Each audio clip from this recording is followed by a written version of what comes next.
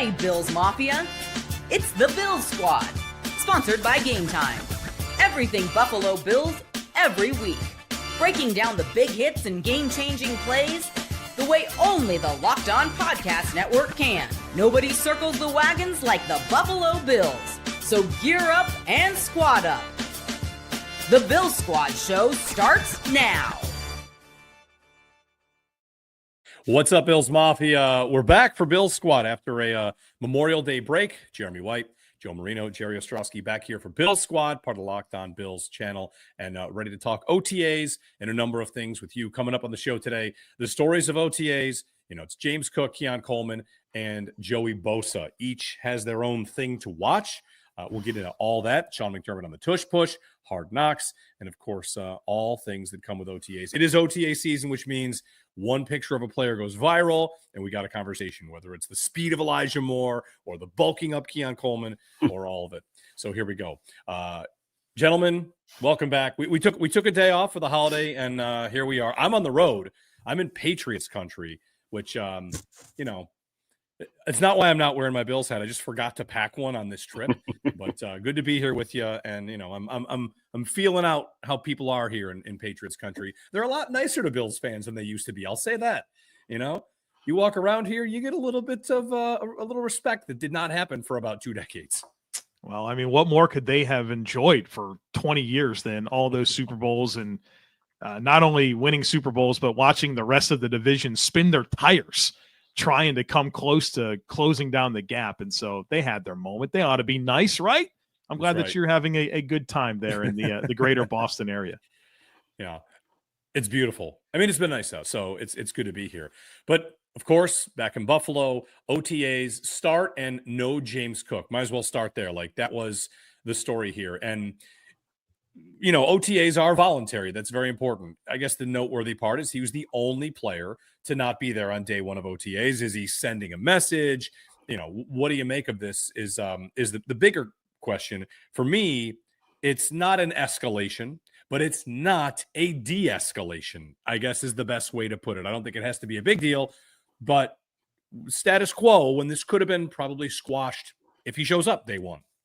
No, I think definitely. I mean, if he shows up, you don't have the talking points and all that and the speculations and everything else. But in my estimation, let's be honest here.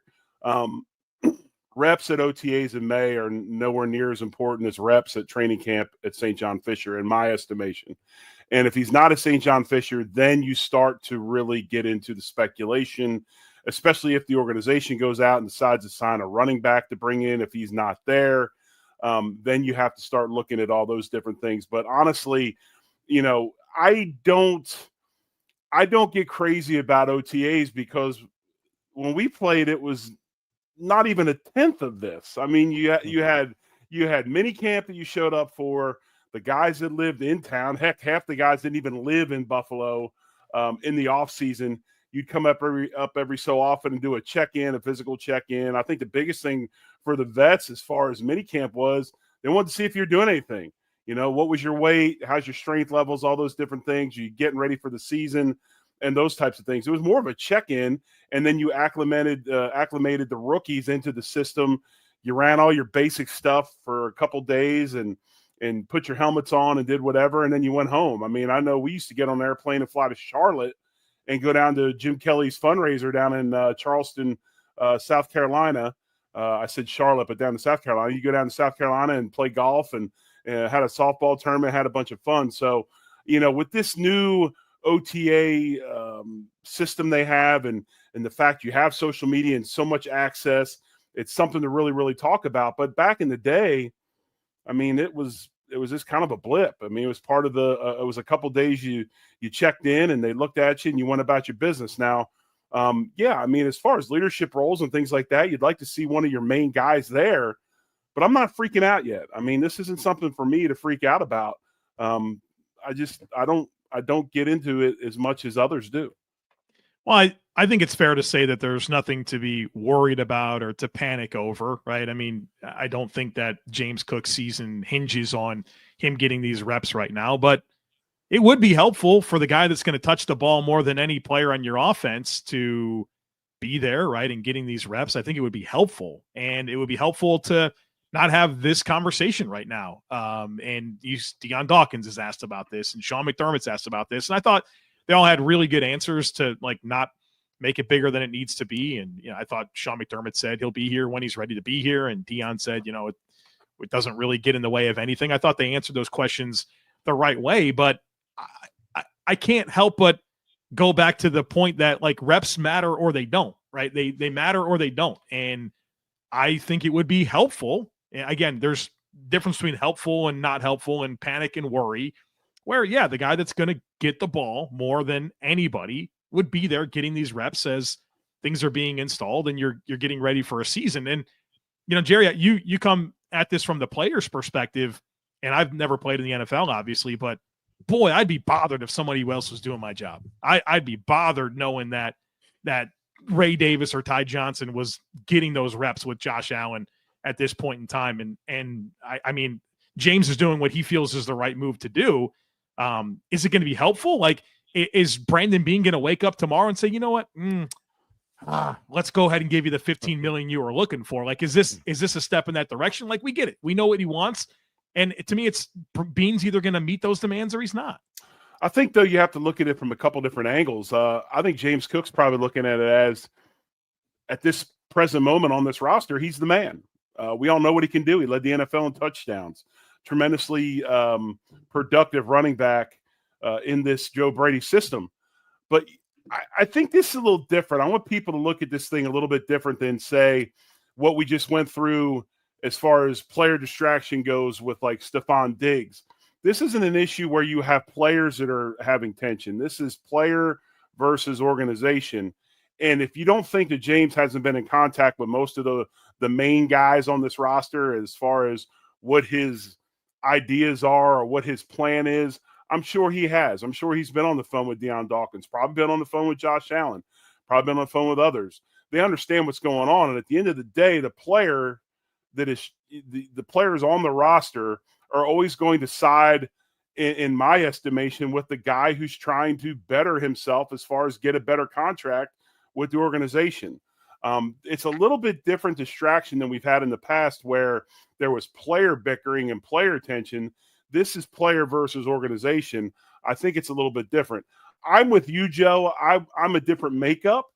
And I think that when you come in a certain way, you don't want somebody taking reps in your spot. I get that whole assessment 100%. I would be freaking out if somebody was – I mean, I broke my leg and was freaking out in the press box that somebody else was starting in front of me when I couldn't even play, right? I mean, it's human nature. That's something that I always was bothered by. I don't want anybody taking my reps, but it depends on how you were brought into this league. I wasn't a second-round pick. I didn't lead the league in touchdowns. I wasn't one of the best zone runners in the league. I mean, I was a little different than this guy. But I think this thing, if we go to St. John Fisher and he's not there day one, then we have issues. But I also believe you're correct in the assessment of what are you really getting out of this? Everybody knows what he wants. Brandon Beane knows what he wants. The organization knows, but the Pagulas know what he wants. Not showing up for minicamp is not – life goes on. You hear it all the time. Sean McDermott just had the same conversation about Joey Bosa. Yeah, Joey's hurt. We're upset he's hurt. We want him to be out on the field. But you know what? It's an opportunity for Landon Jackson. It's an opportunity for somebody else to step up, get those reps in practice, and make plays. And this is the same situation. So I know, man. I get it. But until we start talking about missing practices at St. John Fisher, I'm not going to get too worked up about it. And I would hope to think anyway that his representation is, I hate to use the term smart enough, but they give him the proper advice on, like, look, man, we've got this point. The point's done. You sold the house. You did all those things. Let's get to camp and start getting after it. Let me take this one slightly different direction, because I think this is a Cook related point, but I think the general idea is if you're the player, you're, again, voluntary. If you were to escalate it to missing mandatory minicamp, players that do that are basically saying, you're going to miss me when I'm gone. You're going to notice I'm not there. A franchise left tackle sits out for a month of training camp, and you're saying, like, listen, I got to have this guy back. I'm thinking back to Hard Knocks when the Revis situation was happening and he's holding out and Rex is going to his GM and saying, like, are we done yet? Can we have this guy? Like, I need him. And with Cook, it's not the same, right? Running back is a position that, like it or not, people view as more replaceable. And I think it's a tough argument for Cook to make. Any sort of, again, it's only OTAs, it's not minicamp yet, but any sort of you're going to miss me when I'm gone kind of doesn't work for him.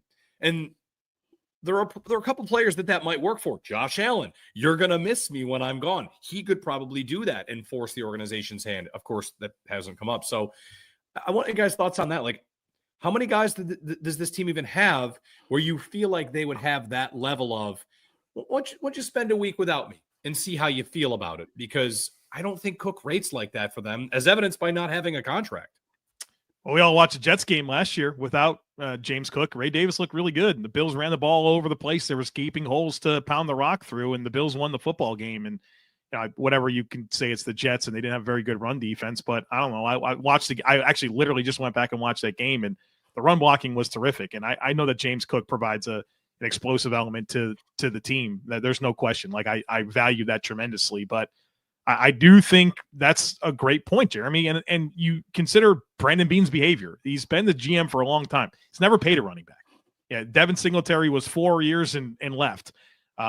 He's had opportunities, right? How many times did we have to have conversations because every running back that was available, whether it was trade, first-round running backs, guys in the free agent market that the Bills were going to go after, they're the leading team to land player X, and they never do.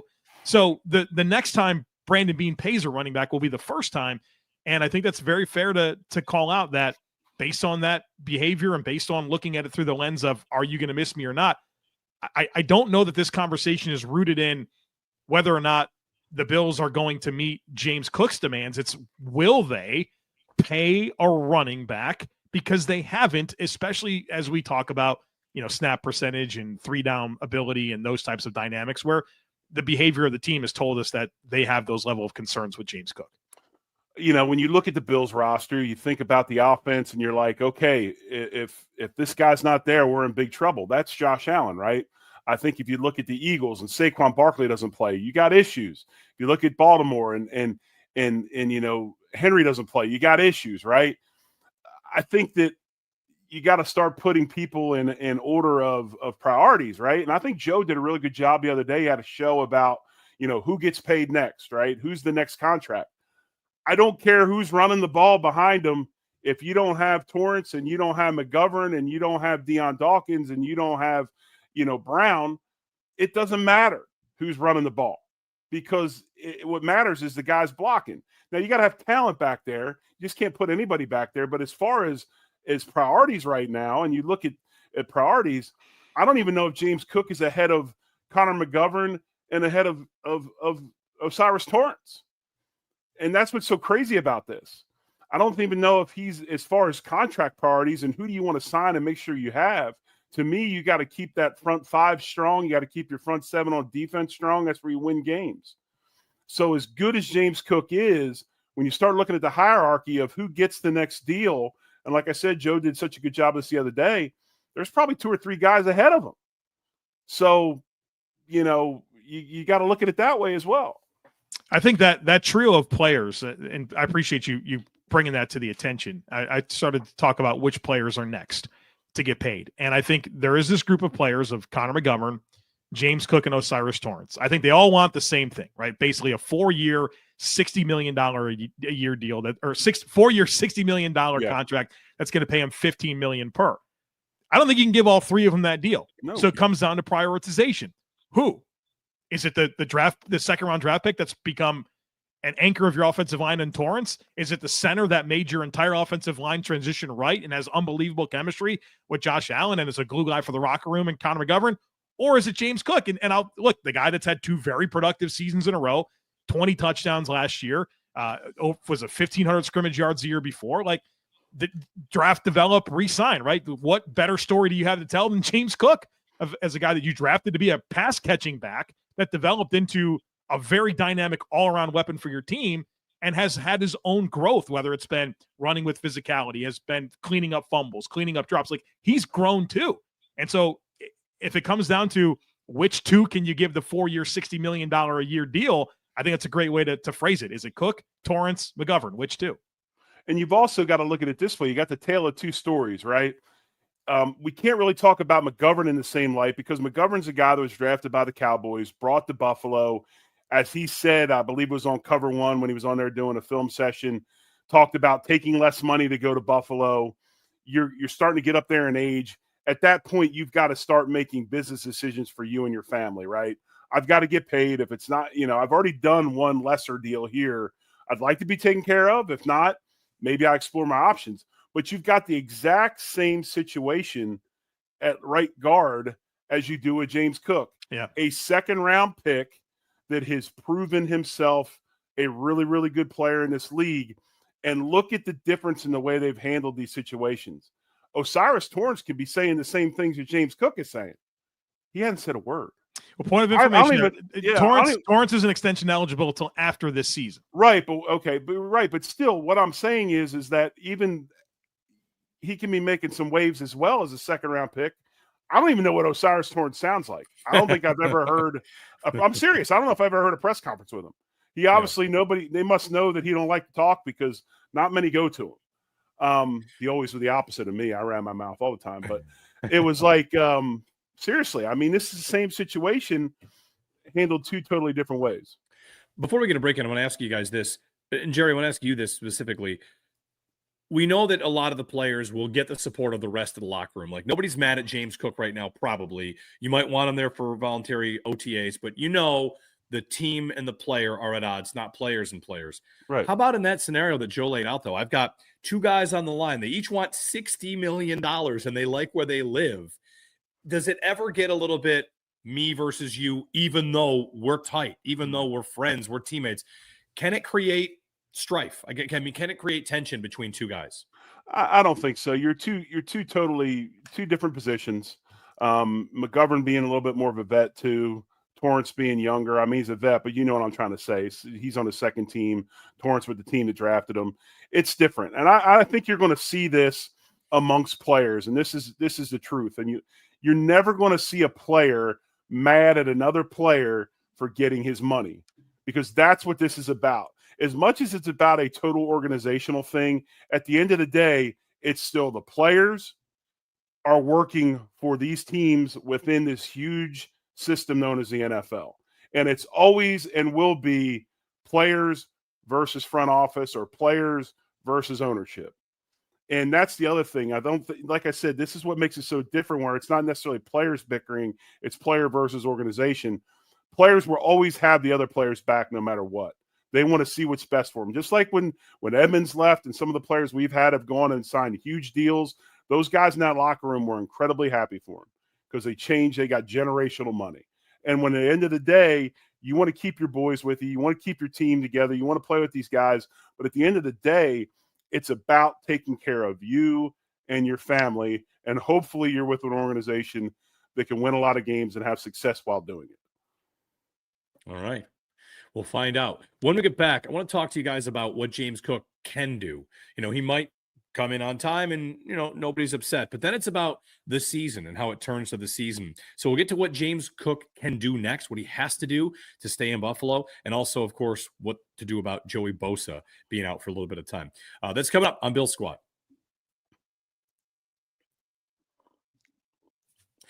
Hey, the NBA playoffs are in full swing. Every night delivers highlight-worthy performances, major momentum shifts, and can't-miss moments, whether it's a game-winning shot or a breakout player. There's never been a better time to get in on the action, and FanDuel makes it easy to stay in the game. Before tip-off and live, player props, performance trends, and same-game parlays, fans have more ways than ever to play smart and win big. Earlier this week, I jumped on the Pacers with Brunson and Halliburton had big games, and it hit. It was a nice, fun way to jump in on that game. So whatever players you're thinking are going to show up in the big moments, like Halliburton did earlier this week, or if it's Jalen Brunson, whatever, you've got a chance to read on who's heating up. You can back it up with a same-game parlay. And you can get a $200 bonus bets, $200 in bonus bets to add to the excitement if your first $5 bet hits. So go to FanDuel.com/locked-on. And if you're new to FanDuel, it's the perfect time to sign up. Head to FanDuel.com, place your first $5 bet. If it wins, you get $200 in bonus bets. Make every moment more with FanDuel, official sports betting partner of the NBA.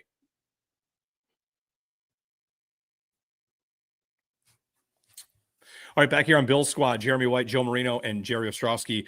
All right, guys, so I feel like everybody's kind of entrenched on the now of James Cook. Nobody wants to give him $15 million.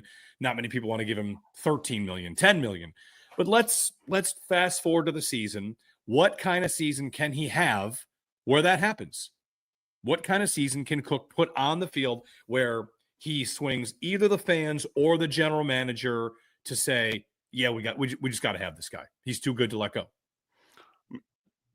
Do you think the numbers are – well, yeah, I was going to say, like, I don't know that the numbers are going to be drastically different. I know that he had the huge, like, touchdown jump. He went from 6 touchdowns in 23 to 18 in 2024, and a lot of those courtesy of his own doing by ripping off some long ones for sure. But, I mean, he had 281 touches in 2023. He had 239 in 2024.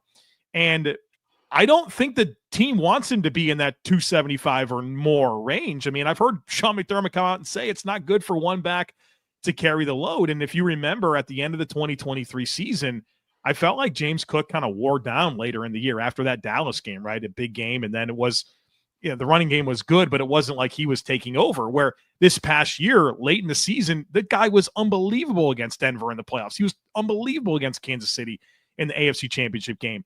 And I thought that was a benefit to him to having less touches, right? 281 touches down to 239 for the season. And then, being able to spread the workload of the running back room around, not just in terms of touches, but snaps to Ray Davis and Ty Johnson. I think that benefits the Bills. I think it benefits those players. It doesn't benefit their bid for a contract, right? That's the one piece that it doesn't. But I'm not sure the role or numbers are going to be drastically different. Yeah, if the Bills are hesitant right now for $15 million, I have a hard time finding the path that something this year is going to be drastically different. That's going to change the way that they view his contract demands.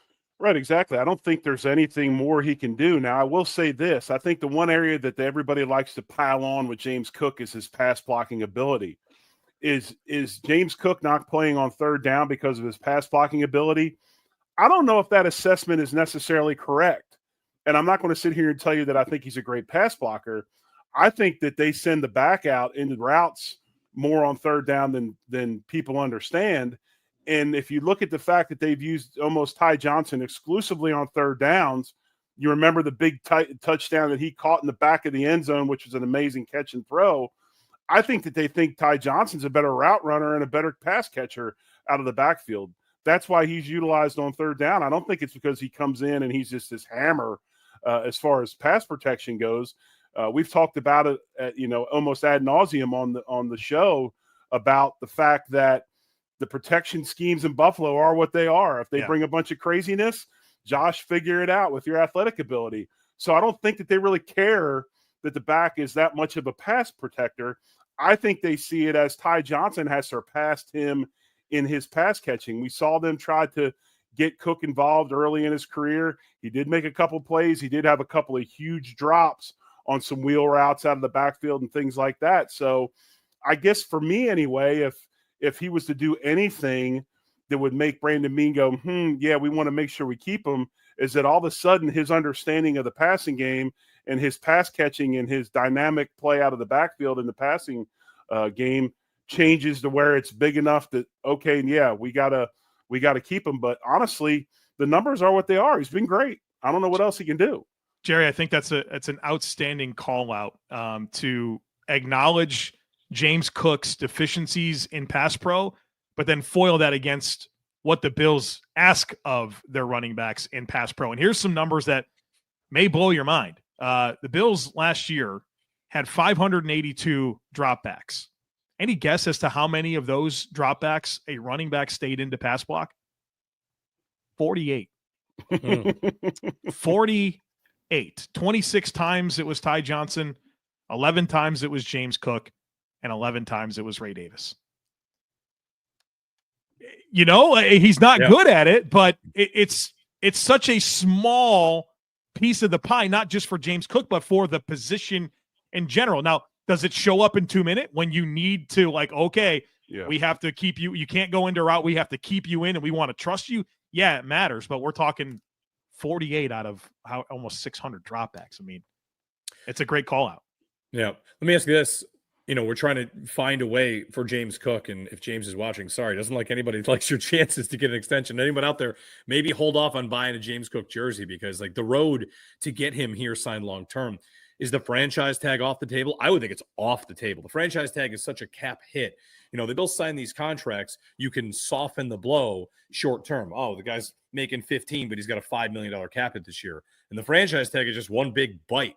So you do it when you're desperate. But for a running back, I mean, it's decent money and it's a big cap hit, and I don't like his chances to get that myself. $14 million is your 2026 projected. You might as well just give him 2 years for 28 and get a better cap hit along the way with void years. That's exactly the problem. Is it's a hard $14 million against your salary cap, and when the Bills do extensions, a lot of times it's of course to reward the player and take care of him and keep him along long term, but it's also a way to get their cap hit that year down, and you have no flexibility to do that with James Cook on a hard $14 million. So I don't think it's on the table. They'd have to create a lot of space to do that, to buy one more year. To me, it's extension or he walks. This is your classic, we're not going to negotiate against ourselves scenario. I think Brandon Beane's going to slow play this thing as long as he can until he has to make a decision, because you got to look at James Cook having another year like he had, or maybe even better, and then he goes in the open market, and what's he going to get given from another team? And then Brandon Beane and the likes can make decisions. But there's no, as we talked about from jump on this, there's no pressure on Buffalo. There's none on the organization. It's all on the player in this deal. And I hate it for James Cook, because you'd like as a player to have some sort of, power or whatever. But right now the Bills, John Butler told me this a long time ago. I went in with a base contract, and he said, "Hey, we're going to re-sign you, but for $35,000 less." And I'm like, "Why?" He goes, "Because we hold the hammer." He goes, we hold the hammer. He goes, "One day you're going to hold the hammer and you'll use it against us. But right now we hold the hammer." And I'll never forget that. And right now the Bills are holding two hammers when it comes to the James Cook negotiations. I think one thing that I've been a champion with in the James Cook, what is appropriate conversation, is that you have to tie it to percentage of cap. I've been big on this. The cap's gone up over $50 million the last 2 years. So it doesn't make a lot of sense to compare APY of a deal signed 2 years ago when the cap was 50-something million dollars a year less. The point that I'm making here is that if James Cook, if his entire plan is to push this until next offseason, and the cap is once again expected to go up probably another $15 to $20 million, well, if 4.5% of the cap right now, which is the number that I think is appropriate, it's where it comes in just above James Conner and just below Josh Jacobs, which I think is the appropriate place for James Cook. 4.5% of the cap right now is $12.5 million. That's a number that makes sense to me. And I know that a lot of people would say, well, you're splitting hairs over $2.5 million. Well, not really. There's only 26 players on this Bills roster that have a 2025 cap hit of more than $2.5 million. So that's not nothing. It matters a lot. And now you start talking about like $2.5 million here and there. Now all of a sudden you're not being able to pay starters. So don't tell me that $2.5 million doesn't matter. It does. But the point being is 4.5% of whatever $20 million more is could start getting them into the point where you're like, well, if we do look at this through percentage of cap, he can get his 15. But does that change, right? Does 15 now become 17 or 20? We've even seen Dalvin Cook, who's been active in this conversation, at least in the social media things. Yeah. He said 20. So, it almost makes me wonder if a lot of this for James is rooted in, he just wants to play somewhere else. Maybe there's dynamics about Buffalo that he doesn't love. And if he's going to stay in Buffalo, well, you got to meet I'll do it for this. And I think that's maybe a layer of this conversation that deserves some consideration. I also want to, you lay out that number, Joe, like 12.5 as something that would be appropriate. And that sounds like pretty big to a lot of people, but the percentage of cap is such the right point to make here. And one thing I wonder about is how many people would just still say 0 RB. I don't want to pay a running back because I don't live there anymore. I think that the overcorrection has happened to a point where, let's say Derrick Henry hit the open market. You can go back in time and sign him from 2 years ago to 8 years and 2 years, $8 million per year. I think the Bills probably should have done that. Yeah. And if Saquon became available, or if one of these best backs became available, I would be interested in that. I'm not afraid of the position. I think there's enough money to go around. And for guys at the very top, I still think the position does bring value after this overcorrection. So for each of you guys, not seeing the Cook path makes sense to me. and it makes sense to a lot of people. But do you get off the off ramp when people take that to say never pay running back? It has to be, you have to pay the right running backs, right? I think that's where it comes critical. And we have seen exactly what you're talking about, the Barkley thing, the McCaffrey, Eric Henry, McCaffrey. Like those are good stories to tell. There are still teams that I would put the Bills in this bucket. I put Dallas in this bucket. I put Washington in this bucket. Even Denver, where it's like good offenses, but they're definitely not committing resources to the position, and they have good offenses still. So it would have to be the right running back. Nobody's blinking an eye about what Saquon's getting. But I think have to go ahead. I'm sorry. But if you're a certain team, like if you're the Saints and you're paying Alvin Kamara, what are you doing? Right. So I think the team and the player has to make sense. I don't agree with the don't pay running backs deal. I think that running backs are a very vital piece to the pie. I mean, you can't. I never understood that whole deal, and I thought it was awesome how everything came back around, and now all of a sudden we're running the ball and all that stuff. But I will say this: I think paying a running back also is kind of predicated upon what type of style of offense you have and what your personnel is. If you look at these teams that don't want to pay running backs, what do they got? They got Josh Allen. They got quarterbacks who can make plays with their feet as well. So again, I go back to, and I know Derrick Henry's with Lamar Jackson and all that, but that's more, I think, stylistic of offense and what they do offensively. But when you look at these teams that maybe, don't necessarily put a big, huge emphasis on paying a running back, in Buffalo, I say this a million times. Okay, do I want to pay James Cook $15 million and give him the ball 30 times a game and take the ball out of Josh Allen's hands 10 to 15 times, a game because I got to give it to my back that I'm paying all this money to? I don't want to. I don't want to take the ball out of Allen's hands. So I think you have to look at that as well as how what type of quarterback do you have to where if he can make plays with his feet and stuff, like Daniels, like Josh Allen. And I know that there's Hurts and there's, they put Barkley with Hurts, but I think that was a very, very smart move because it took emphasis off of Hurts, and they knew they needed to do that in Philly. And that's a whole nother show we can get into. But I think you have to look at that as well as what is your quarterback there. I don't want to take the ball to Josh's hands. I just don't. I want to say something here that maybe would surprise some people because it's going to be in favor of James Cook getting paid. And this is a revelation that I had in putting together the episode of Locked On Bills that dropped on Wednesday night, where I went through and I worked on target distribution for 2025. And I get into the weeds on like, all right, how many times the Bills going to throw the football and, who are they throwing it to? And here's the reality. The Bills are not a high volume passing team. They are not. They were 28th last year in percentage of plays that were passes. They were 5th in percentage of plays that were runs. This is a team that wants to run the football. And obviously James Cook is a big part of that equation. And so while I think we all love passing volume and Josh Allen numbers, 28th in percentage of plays that were passes, 5th in percentage of plays that were runs. The Bills are not a high volume passing team. They're a high volume run team.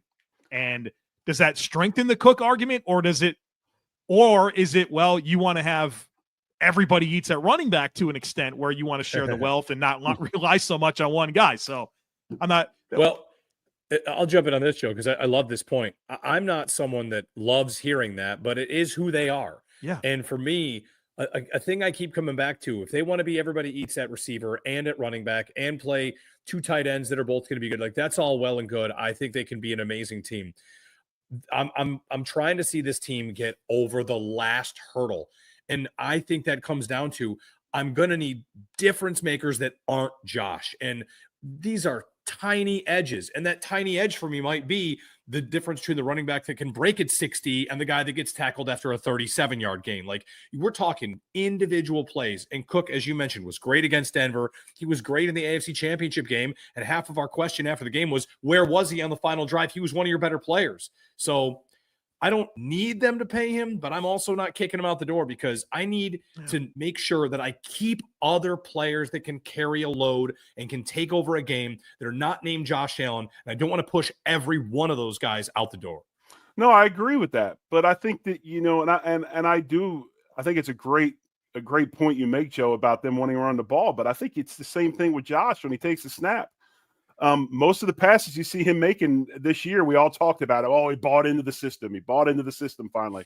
Well, they're all short throws, right? Which a lot of those short throws they make are almost like glorified running plays. And then anytime he takes a snap, it very quickly can turn into a running play because of the way he is and the plays he makes with his feet. So, yeah, I think it's a great assessment as far as they want to run the ball. It goes back to what? The great phrase of Sean McDermott, complimentary football, right? Complimentary football. Led the league in takeaways, ran the ball, controlled the clock. All of a sudden, wow, we're back in another championship game. But and I'm with you. I want James Cook to be a Bill until he retires. But it's just really hard when you've got so many people to pay. It's difficult. So you got to start putting in, as far as order of importance. And I'm always going to side with the boys up front. I mean, if there's nobody up front, it doesn't matter who's running the rock. Ask Saquon Barkley. All of a sudden he shows up and he runs behind one of the best O-lines in the league, and all of a sudden he's the greatest thing that's ever happened. Now, granted, he ran and made some big plays in New York, but he didn't have the line up there that he had in Philly, and that's why he had the success he had. I saw a stat this week about the Bills' yards before contact per rush and where they ranked. In the last 4 years, it's been a march. They were 10th, and then 6th, and then 5th, and then 2nd. Like, it was a slow march up the rankings in terms of how good they've been as a run-blocking team. Well, gentlemen, we got a lot on James Cook, Have his agent watch this. It's the full breakdown of everything you could possibly want to hear about this Cook versus the Bills conversation as he skipped out on day one of OTAs, and we'll see, when he comes back down the road. All right, we got to get to Joey Bosa and a couple other things because the Bosa news, the injury to Joey Bosa, not exactly good news. We'll ask about, I'll ask these two about the gamble they made on Bosa and how concerning a calf strain might be because he's going to miss some time. That's coming up next here on Bill Squad.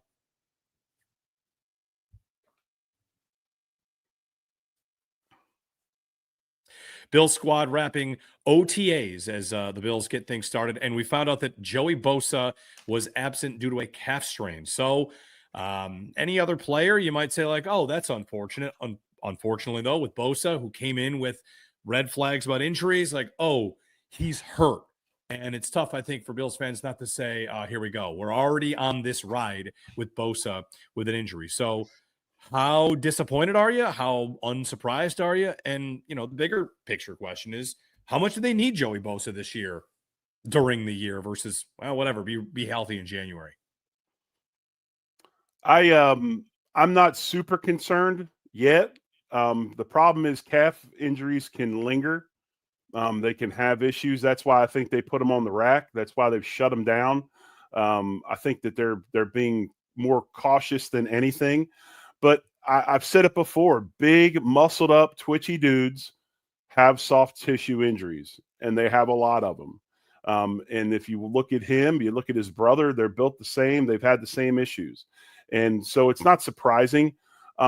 Personally, this is a situation where when you look at this roster, if Bosa can't go game one, which I think he will be out there game one, but if Bosa can't go game one, you still got Greg Rousseau, you still got A.J. Epinesa, you still got Javon Solomon. Now you add Landon Jackson. We've won a lot of games with these players.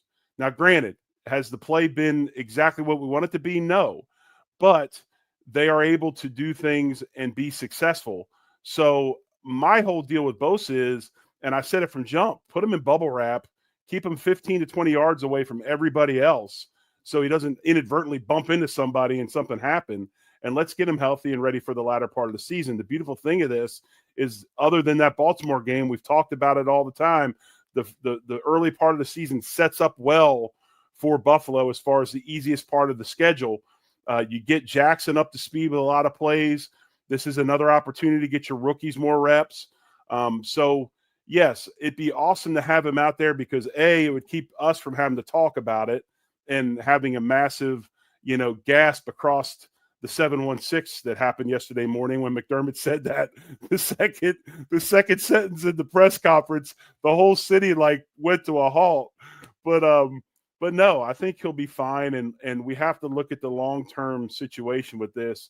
Bosa was brought in for those 40 plays a game to be a difference maker in the latter part of the season. Yes, you'd love him out there, but I don't think this is, again, we're talking May. We're not talking St. John Fisher. We're not talking game one. Yeah, I think we all just wanted it to be an uphill, climb with Bosa, and he's healthy and plays great and impacts the team all season long. I certainly understand the comments that you make about need him to be available and at his best when it matters most late in the season. My question would be, how do you do that, right? How do you take a guy that has never played for this team, this scheme?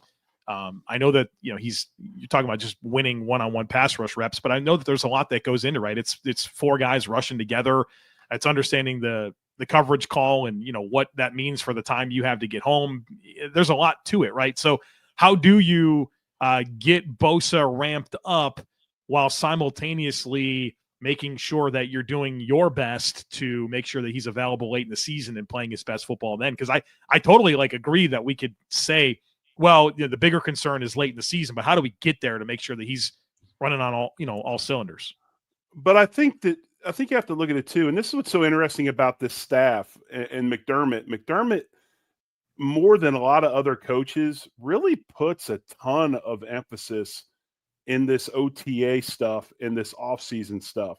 There's a lot of coaches in this league that be like, hey, Joey Bosa's played thousands of plays in the NFL.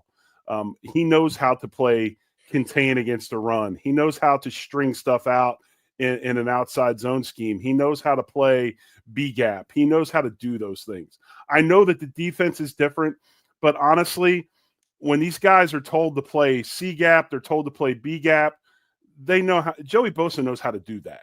So it's just interesting to me that, Sean's one of those coaches. There's some coaches in the league right now to be like, hey, Bosa's nicked up. He strained a calf. We know what he can do. We'll see him when it's training camp. No big deal. But then you look at, McDermott really puts a ton of emphasis. We saw it last year with Mike Edwards. He got behind the 8 ball with injury, and then he just faded away. I don't think this is going to be the same situation with Joey Bosa, but I think that you have to look at stats, you have to look at theory and things like that. And to me anyway, Sean really, this is a big deal to him. And, hopefully this doesn't linger. Hopefully he's okay and we'll be ready to go game one. But yeah, it's definitely different in Buffalo than maybe some other places. Well, Bosa, OTAs, go ahead, Joe. Bosa has every incentive imaginable to have an amazing year. Like, he turns 30 in July, so he's not 1,000 years old, and pass rushers can age well. But not only for this year where there's a lot of incentives baked in. If he hits 6 sacks, it's $250,000, 8 sacks, $750,000, 10 is $1.5 million, 12 is $2 million. There's playing time incentives based on percentage of snaps. So, he wants to maximize his earnings this year, but if Joey Bosa goes out and does the thing this year, he's going to be looking at north of $20 million per on one last big deal for his career. And so whatever's necessary, I'm sure they'll figure it out. But if there was one player you'd pick that Sean McDermott would announce is going to have to miss the spring until training camp, I think that you would maybe pick Joey Bosa as the one you didn't want to hear that name called. Yeah. I guess what I was going to get to is, OTAs were just charting individual players. The bigger picture is the Bills want more quarterbacks on the ground, right? Their sack numbers dropped last year. They want to get to the quarterback. And part of what I would wonder is how much of that will come from, if they succeed, how much of that will come from the revamped front four and how much will come from an improved secondary? Like, will they be able to cover in a better way with Max Harrison and, if you like, Tre'Davious White as depth more, or Cole Bishop into that role instead of DeMar Hamlin as the starter? Like, will the secondary be equal to what brings about better sack numbers right there with the guys that they brought in that are to rush the passer? Because they've never been a huge sack team to me, even when it's Rousseau and it's Vaughn. Like, you don't get a lot of double-digit sack guys in this defense because they rotate, and their secondary is always pretty buttoned up. And that was the thing that last year dropped off in my eye, was the secondary. And, the results kind of filter through the rest of the defense. You're not getting off the field on third down. You're not getting sacks on third down. I feel like the secondary is going to be just as responsible as the new defensive ends. Oh, I agree. I think the secondary and the upgrades in the secondary are going to be huge for the front. But I think that we've, another thing we have to look at is, where do they want their sacks coming from? With the defense they run in the 4-2-5, I'm not so sure that, your sack numbers are going to come from your outside defensive ends as much. You've got a Greg Rousseau that's a compression pass rusher that plays the run equally well.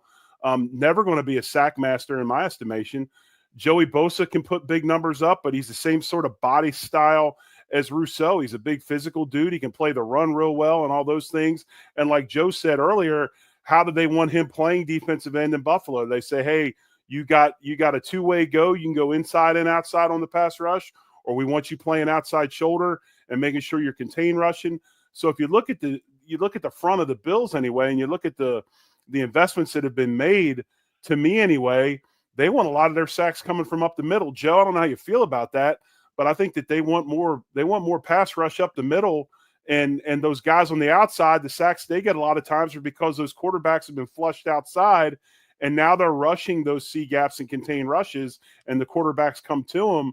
But I don't think, we always talk about sacks coming from defensive ends. I think in this defense anyway, there's a big emphasis on sacks up the middle. I tend to agree with you that they emphasize the interior pressure. Almost though structurally, I think you have to look at it as a whole, and I think Jeremy brings a good point together about how the secondary is going to help with the rush. What they ultimately want to do is force quarterbacks to speed up their process, and then either throw it to a portion of the field where they have good coverage leverage, where they're going to be able to make a tackle, or they will be short of the sticks, or they have to eat the ball and take the sack because they don't want to throw it there, or they force it and it's a takeaway, right? Like, so sacks are important. Every sack is good, but I almost think like structurally they're fine with a throw that's an outbreaker to the field that's never going to get them the line to gain as a result of how they pressured and leveraged and spaced the field. Like there is an entire complementary nature to how they want to play these passing downs. How much, if I could ask you guys this, how much of, you're saying you want the pressure coming from the middle, is that the evolution of the type of quarterback you're pursuing? Like, how many times have you seen the speed edge rusher gets around the edge and gets to a quarterback like a Josh Allen or Lamar who goes dip one shoulder and then they're out the other way? We're supposed to pressure in the face. I feel like that ends up being a lot more disruptive to these guys that can Houdini their way out of pressure. Exactly. I mean, what's the quickest way to a quarterback? Is a straight line, right? Straight lines inside. Those are the guys that have the shortest amount of distance to go, is up the middle. And then you like you say, you got people in your face, you flush them out and everything. But you have to also, I think, look at the way defenses are played nowadays because of the multiple receiver sets and those types of things. You don't have the luxury of just letting guys on the outside free rush and do whatever they want, because you still have to play contain. You still have to keep a lot of these quarterbacks that are very, very mobile in the pocket, and that becomes an issue if you've got an outside defensive end that's hopping B-gap all the time, trying to beat an offensive tackle inside. He flushes, and where's your contain now? You've got a quarterback running with a wide receiver and those types of things. So it's harder as far as rushing because of the way we play offense nowadays and the way the rules set up for offenses. You've got to be really cognizant of rush lanes. So yes, I mean, when you have pressure up the middle, it quickly changes things for a quarterback. Great unintended TJ Sanders segment there, guys. Yes, that's what we were getting to. Exactly. But I want to ask Joe this, and Jeremy, you as well. What did you take of yesterday, watching a lot of the film from OTA, the first OTA practice, and watching some of the drill work and stuff, and of course going to, showing TJ Sanders and all that, and seeing that Nelson was the one that was running the defensive line drills. It wasn't last year's D-line coach. He was there, but Nelson was the one that was putting the emphasis on what was going on. What do you make of that? Jerry, you know what's going on there. You know who was running those drills. Nielsen's a D-line coach, right? Just not by title. Senior defensive assistant. Marcus West is holding the bags and putting his hands on his knees, and Nielsen's running the drill. He's in the ear. He's the first one talking to these guys. It's very clear what's going on. Nielsen's the lead name here coaching this defensive line. But why keep your defensive line coach from last year then? Well, because you don't want to say you're the assistant defensive line coach. Yeah, I'm sure. And Marcus West is highly thought of.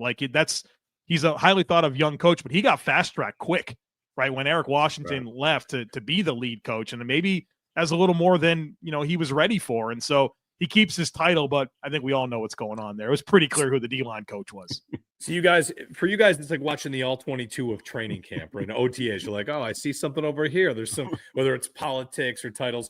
How about Trey White getting the reps and press drills ahead of Max Hairston? Is that a message like, hey, rookie, Trey's ahead of you, something like that? Like, are you guys looking for these little messages all the time? You got to earn it, right? You got to earn it. That's Yeah. what it's about. You don't, and it's just like I talked about earlier with McDermott and his emphasis on guys like Bosa, just being at OTAs and participating and how that's so important. In my estimation, I'm like, the last guy that I care about taking reps in OTAs is Joey Bosa. He knows how to play football, especially as much, classroom time as he's getting. He understands how to play defense. Defense is defense. But yeah, it doesn't shock me that McDermott's one of those you got to earn it coaches. And that's fine. That's fine. You want to see a guy come in and have the initiative to put himself up front. And I think we'll eventually see that transition happen. Yeah, and one thing we know about the Bills is they will have days where you run with the ones. And so we only get one practice a week. Right. Yesterday was Trey White Day, obviously, opposite of Benford. Maybe today is Hairston Day, and I'm sure they were mindful of, media's here. This is where the Nuggets are going to come. All right, let's make sure the world knows that Hairston has to earn it, right? But that's also, that's a respect thing.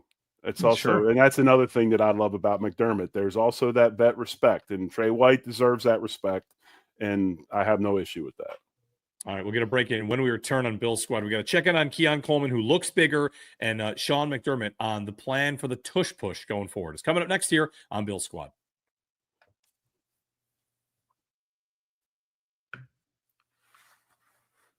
All right, Bills Mafia, Jeremy, Joe, and Jerry O here on Bill's Squad. One final segment. All right, so we've talked a lot about James Cook, a little about Joey Bosa. How about Keon Coleman? This is peak OTA picture. Sure. It really is. And in fact, if you'll indulge me, I thought about it. I didn't because, I get it. I know what OTAs are. We're just getting nuggets out there for the fans, and people want that stuff. So I don't think there's anything wrong with it. But I thought of an award like the ESPYs. We'll do the OTAs. Like, what NFL tweet is the most OTA tweet in the league this year? Because the side-by-side of Keon Coleman from last year to this year with like, oh, he looks bulked up, led to its own conversation about whether or not he's actually stronger, and we are at peak OTA. But the question I have about that is, if he is bulked up, is that what he needs? I mean, when they're talking about what they want from Coleman, what is it we should be looking for? Is it more upper body strength? Because I feel like, there could be a lot of things we're looking for from him, and I'm not sure that is at the top of the list. Let me morph that into the next segment. Jeremy White, WGR, is Keon Coleman too big? And is it limiting his separation ability and flexibility in pass routes? No, I think that all that seriously, that's what's coming next. That'll be the next. I saw that right away. I saw Keon got way too big. I mean, we all know that he's too slow. No, honestly, I think what that shows more than anything, it means something to him, and he's been working, and he hasn't taken a bunch of time off in the offseason to where he's out doing whatever, going to Europe. He's put his time in, he's working, and if anything, that shows you that it means something to him, and he's putting time, he's working, and trying to get better. So that was what I took from it. And I like what Sean McDermott said about Keon Coleman, where he said you could tell he's been working drill-wise, weight room-wise, and said that he was proud of the offseason that Keon Coleman had. I thought that was probably the most meaningful thing. After the 10th time it showed up on my timeline and I zoomed in on the biceps, I thought maybe he had a little bit more meat on the bone there, but I'm not entirely sure. The thing that I enjoyed, Sal Capaccio had some videos of him running routes. And the first one on his thread was he's running a dig route about 10 yards of depth on a hard horizontal in cut. And I thought his footwork in and out of that cut was very efficient. Didn't see a whole lot of throttle down. And I love how he bent the stem back to the quarterback. So that was my big Keon Coleman takeaway, courtesy of Sal's tweet. Feels like that's going to be one of his specialties. Like that was one of his specialties. You got college highlights of that. And I feel like, Joe, I'm using your phrase runway routes. Like that's a little bit of a runway route for him where he gets time to get to space and then get him the ball on full speed. Is that not the gauntlet drill to some degree? Like that's where you should see him at his best. Yeah, well, I mean, the runaway routes, verts, those mesh routes that they run, those shallow drags. But like what I liked about that route in particular, the dig, is like it is a 90-degree horizontal cut at 10 yards of depth. And like you've seen Keon Coleman run some routes. There's some extra steps. There's some throttle down. He'll bubble that break. I thought it was really clean. So I thought it was one of the better routes I saw Keon run. So that got me pretty excited.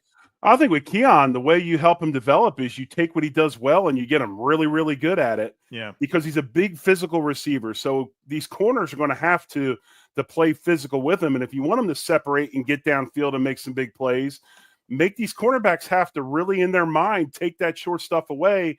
I get my cleats in the ground, all of a sudden, boom, he's past me. So to me, it would be beneficial for the Bills to really emphasize those dig routes, those curls, the back shoulder throws, the jump ball situations. That will lead, once he gets that down to where it's automatic, that will lead to the other stuff. So you've got to really get him producing in what he does well, which then makes him, even that more dangerous doing the other stuff.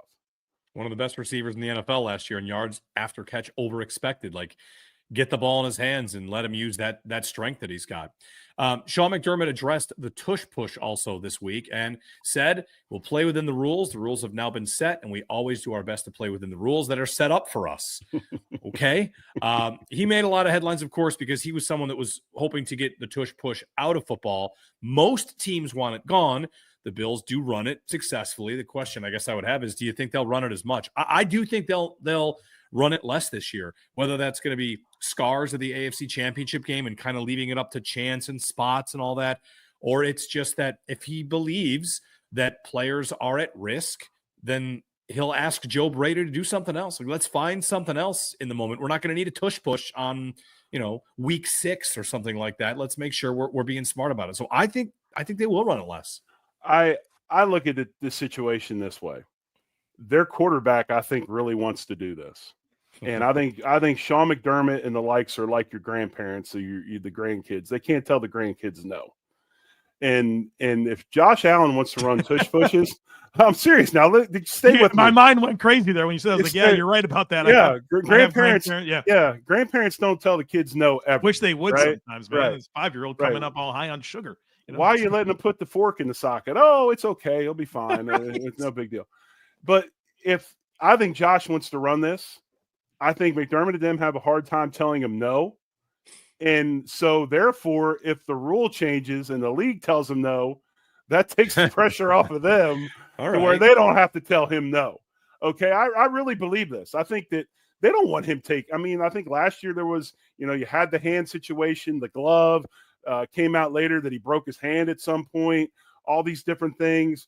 And I think that they want to save Josh Allen, but they don't have maybe the ability to tell Josh no.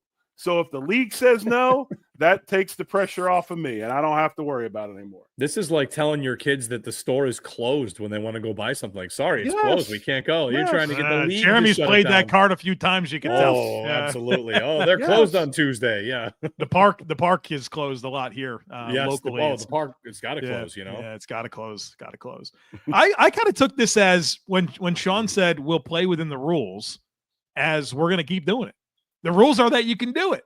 And they've done it in the past, which is, I take great exception with the congruency between his messaging and what his football team does.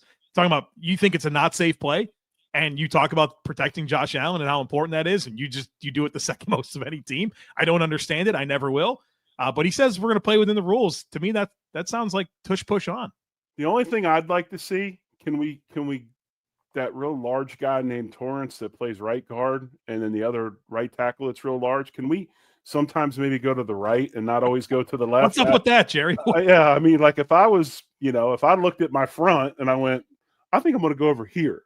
That, or maybe if you're going to run tush push and everybody knows it, take Dion and flip him and Edwards and let Dion play guard that play and do it that way. But yeah, that's the only thing I'd like to see is maybe in OTAs, can we add a tush push to the right instead of everything going to the left?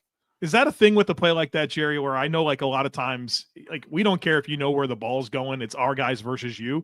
Like, is that a situation where, hey, where everybody knows this is tush pushing it? We don't care where the ball goes.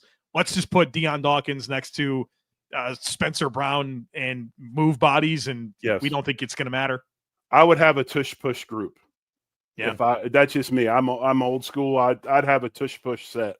And just like you put Alec Anderson in to run the 6 linemen, I would have I would put Deion at guard, and I'd say, okay, try to stop us. And probably not going to. Right. Well, OTAs roll on, and offseason and all that stuff before we get to mandatory minicamp and then off the training camp. One thing the Bills are probably having internal discussions about, one last thing we'll leave you with here. They got to prepare for a training camp unlike any other because it's a Hard Knocks training camp. McDermott on Hard Knocks talked about the challenge is the authenticity of who we are and building critical trust that's important to building a good, healthy relationship among players and staff. And I can appreciate, I think, the difficult spot it'll put coaches in because he's not trying to say, I don't think, guys, that we'll be acting for the cameras.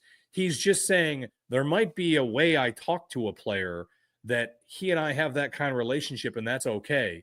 But if people saw it on the outside, it would create a problem. And I think football's like this, you can get to these kind of controversies at any level when there's hard coaching or there's a player that's being called out by a coach. Like some guys respond to that. Some guys like that. And if all of a sudden they've got to defend how they're coaching and it changes the way they are, then I think McDermott's key phrase there is authenticity. And for him to be afraid that he can't be as authentic, I think that's valid for him. No, I think there's some coaches that I think there's some people out there that would be shocked how some of these conversations go. I really do. I think they would be shocked. Now, I don't expect McDermott to be a big cusser. I don't think you're going to hear a bunch of cussing out of the Bills on Hard Knocks. I don't think this is or some of these Hard Knocks every second word is a cuss word. I don't think you're going to see that. But I do believe that there's some times when coaches have some really, really hard, truthful conversations with guys, and it's going to make some fans feel uncomfortable. But understand that's the reality of it, and that's what it's all about. It's funny. I remember a conversation I had. I think you were there, Jerry. It was with John Fina when we were in Kansas City, and John I think he was asking me for hey, do you have any advice for podcasting or something? And I think I was trying to be really delicate with what I said. And John's like, Joe, he's like, you can say whatever you want to me, man. He's like, I've been in an NFL training camp with Howard Mudd and a cheek full of chewing tobacco, spitting in my face, insulting everything that's ever happened to me. I think I can handle anything you have to say about podcasting. But the one part of that quote, the last thing Sean said in that quote was that authenticity must stay intact. And it felt like a challenge to, hey, there's going to be cameras and it could be difficult for us to not be who we are, but we have to be who we are because we got a season to get ready for. And so I was pretty encouraged that he looked at it through that lens to say, hey, we got to do what we do. And it's cool that the fans are going to get a lot. And he also said they're not going to get a lot too. And so it feels like he's trying to approach this as business as usual and guard against not being authentic, because obviously that's an important part of establishing the team and being who the Buffalo Bills have become under Sean McDermott. Yeah. Who wins? We do, because we get to see, every little bit of it will be great. All right, gentlemen.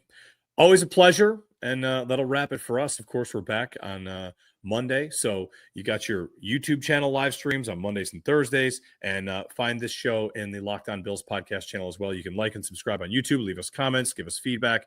Always a pleasure talking to you guys in Bills Mafia. All right. 1, 2, 3, go Bills. Go Bills. Much love. Go Bills.